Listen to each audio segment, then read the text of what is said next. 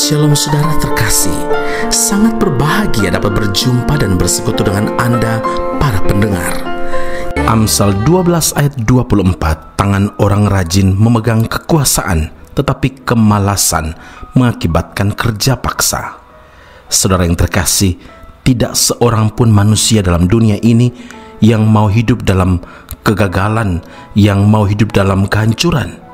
Sebaliknya, semua orang pasti punya impian menjadi orang yang berhasil, orang yang berjaya atau sukses di setiap bidang yang dikerjakan atau ditekuninya. Namun untuk mewujudkan impian tersebut tidaklah semudah membalikan telapak tangan. Semuanya perlu usaha yang ekstra, kerja keras dan juga perjuangan. Ada kalimat bijak berkata, ciri orang yang akan sukses adalah mereka yang menghargai setiap kegagalan sebagai suatu proses yang harus dijalani, bukan mereka yang mengutuki kegagalan sebagai penghalang kesuksesan.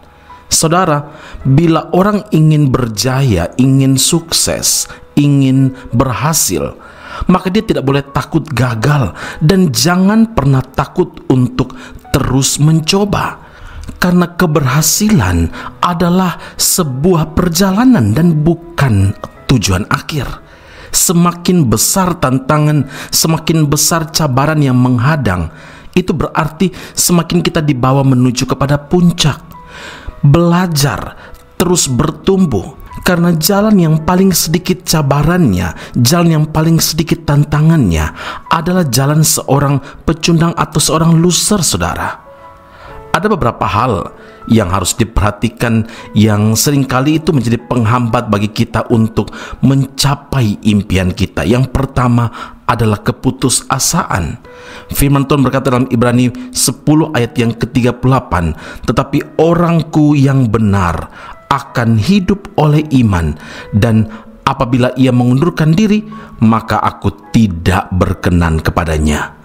Orang yang mengundurkan diri, saudara, adalah orang yang menyerah sebelum mencapai garis finish, atau orang yang berputus asa.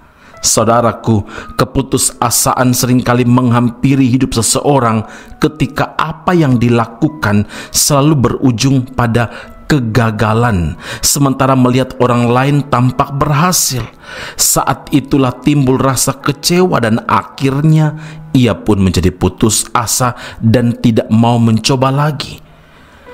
Faktor kedua yang menjadi penghambat kita tidak dapat mencapai impian adalah kemalasan. Ya, selain keputusasaan, kemalasan pun menjadi faktor penghambat yang luar biasa. Sampai kapanpun orang yang malas itu tidak akan pernah berhasil dalam hidupnya. Amsal 13 ayat 4, firman Tuhan berkata, hati si pemalas penuh keinginan, tetapi sia-sia. Saudaraku, cobalah bertanya kepada orang-orang yang berjaya, orang-orang yang sukses. Pasti tidak ada kata malas dalam kamus hidupnya.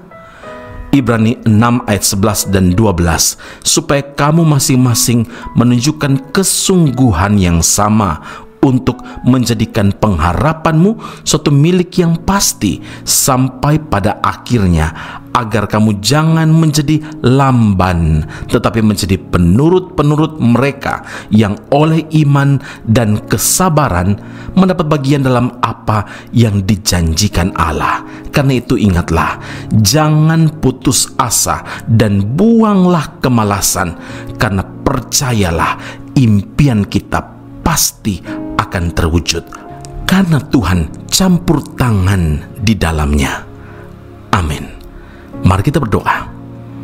Bapa Surgawi, kami berterima kasih kepada Allah yang hidup untuk firman Allah saat ini.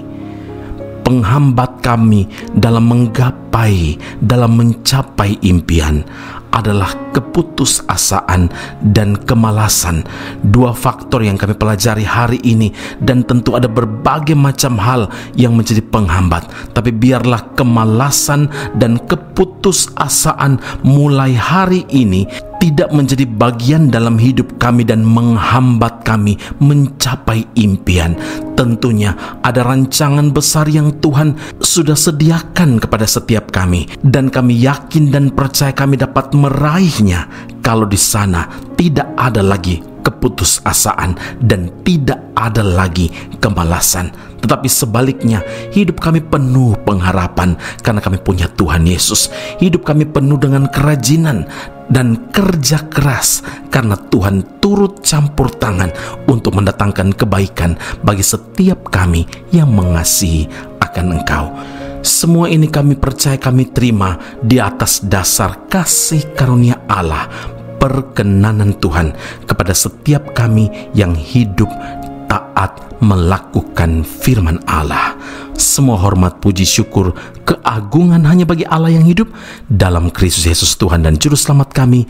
Kami berdoa dan mengucap syukur kepada Bapa di surga. Haleluya. Amin. Tuhan Yesus memberkati Anda. Sampai jumpa. Keep on growing and never give up.